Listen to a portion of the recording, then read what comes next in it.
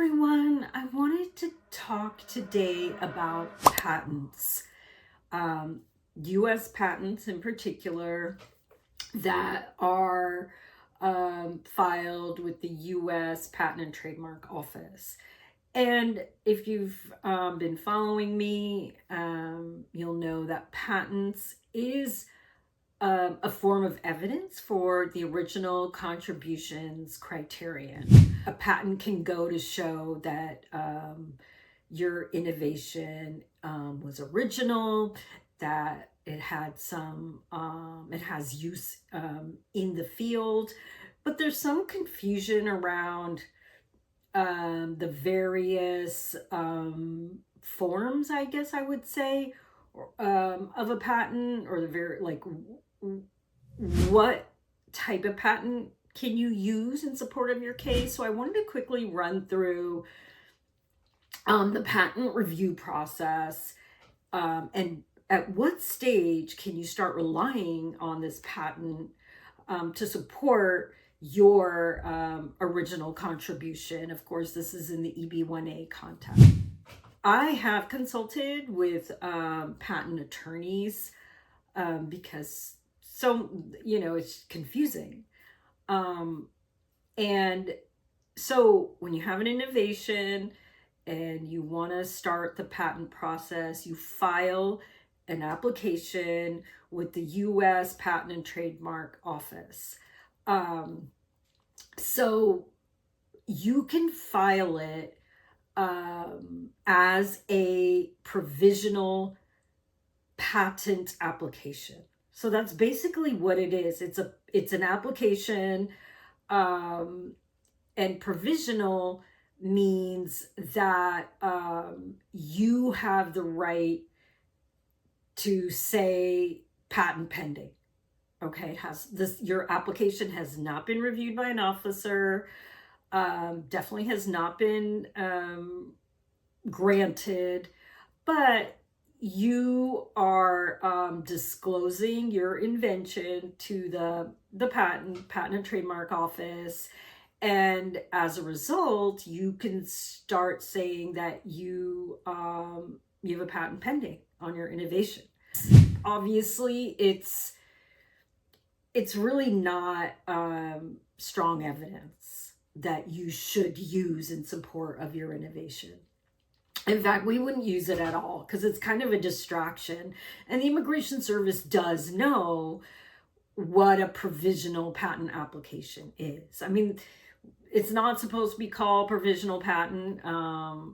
Technically, it's a provisional patent application. So they are aware of this. I mean, if you have, it's meant to technically be a placeholder for your innovation at the Patent and Trademark Office.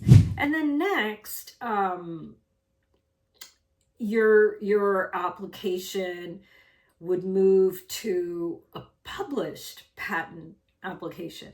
Again, your application has not been granted, you don't have an approved patent, but your patent application has been published. So that means the technical details of your invention have become publicly available. The invention can be reviewed by others. But again, it has not been reviewed by an examiner. And it happens automatically after 18 months. So if you filed your application 18 months ago, automatically your patent application is going to be published. It's just the way it is. But you may see sometimes that you're receiving citations on your patent that has not been granted by the Patent and Trademark Office, and that's because your patent has been published. So it's publicly available, people can use it, people can cite to it. So that's great. If your patent hasn't even been reviewed by an examiner at the PTO, yet you're still getting citations to your published patent application, that's really impressive, and could go to support that your innovation is impacting the field already, hasn't been even reviewed by an examiner, and also goes to showing originality, impact in the field. There is some use to using your published patent application in your EB1A petition. And then finally, of course, is the issued patent. Your patent has been granted. So this means that the U.S. Patent and Trademark Office has examined your invention.